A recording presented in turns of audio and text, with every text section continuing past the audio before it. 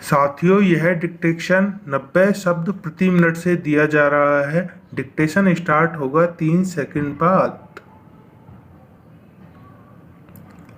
Start. यह किसी से छिपा नहीं है कि देश के सैन्य मोर्चे में वायुसेना की अहमियत क्या है। समय समय पर जरूरत पड़ने पर वायुसेना ने यह साबित भी किया है। हालांकि सरकारों को इसका महत्व भली भांति पता है, लेकिन अफसोस है कि कई बार ऐसे फैसले लिए जाते हैं जिसका आधार स्पष्ट करना मुश्किल हो जाता है। कुछ समय पहले सरकार ने 29 हाक एडवांस जेट प्रशिक्षण विमान खरीदने की योजना बनाई थी, मगर बाद में खरीदे जाने वाले विमानों की संख्या घटाकर 20 कर दी गई। संख्या में बदलाव का कारण क्या था, यह साफ नहीं था। आम तौर पर सरकार के इस तरह के फैसले बहस के केंद्र में नहीं आ पाते, इसलिए समय के साथ ऐसे मामले स्पष्ट नहीं हो पाते। लेकिन प्रशिक्षण विमानों की खरीद से संबंधित इस फैसले को लेकर भाजपा सांसद जुएल ओराम की अध्यक्षता वाली रक्षा संबंधी एक संसदीय समिति ने सरकार को कटघरे में खड़ा किया है। समिति ने सरकार से खरीद की योजना में किए गए बदलाव की वजह, समस्या और बाध्यताओं को लेकर सवाल किए हैं। पैराग्राफ। गौरतलब है कि इस स्तर के सौदे में तकनीकी, कर्मचारी और वाणिज्यिक मूल्यांकन से संबंधित शर्तों, जमीनी स्तर पर परीक्षण करके उपकरण के प्रदर्शन के मानदंडों की जांच और संबंधित खरीदारी के संदर्भ में बोली लगाने वालों में सबसे कम मूल्य की बात करने वाले के साथ लागत की तुलना करने जैसी प्रक्रियाओं के पूरा होने के बाद ही किसी विक्रेता को कीमतों पर बातचीत के लिए बुलाया जाता है। लेकिन संसदीय समिति के मुताबिक यह पता लगाया जा सकता है कि अगर शर्तों का अनुपालन नहीं किया गया, तब विक्रेता को मोल भाव के लिए क्यों आमंत्रित किया गया।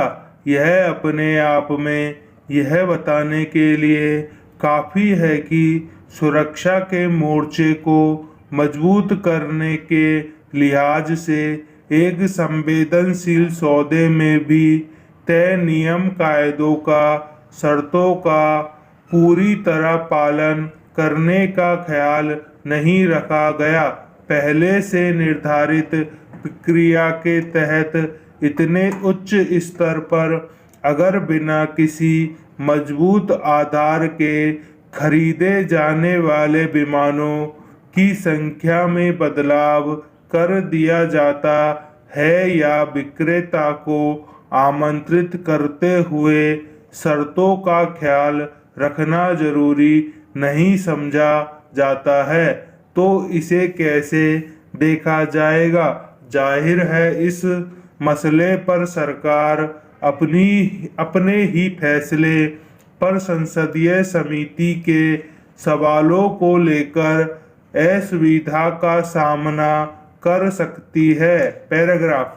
यह ध्यान रखने की जरूरत है कि वायुसेना में पहले भी महत्व खो चुके लड़ाकू विमानों के समांतर पायलटों की कमी चिंता का कारण रही है, जबकि आज बदलती वैश्विक परिस्थितियों और खास तौर पर भारत के कुछ पड़ोसी देशों की बढ़ती सैन्य ताकत को देखते हुए वायुसेना के मोर्चे पर भी हर स्तर की तैयारी रखना वक्त का तकाजा है। शायद इसी के मद्देनजर संसदीय समिति ने प्रशिक्षण विमानों से संबंधित अतिरिक्त सिम्युलेटर खरीदने की सिफारिश की, ताकि प्रशिक्षण की सुविधाओं के अभाव में वायुसेना में पायलटों की पदों की संख्या पर प्रभाव न पड़े। यूँ वायुसेना के पास फिलहाल शुरुआती से लेकर उच्च स्तरीय प्रशिक्षण विमानों की संतोषजनक तादाद है, जिसमें हाक MK-132 जैसे उन्नत प्रशिक्षण विमान सेवा में है, मगर वक्त और हालात की नज़ाकत को देखते हुए ज़रूरत के मुताबिक नए सौदे के लिए सरकार कोशिश कर रही है।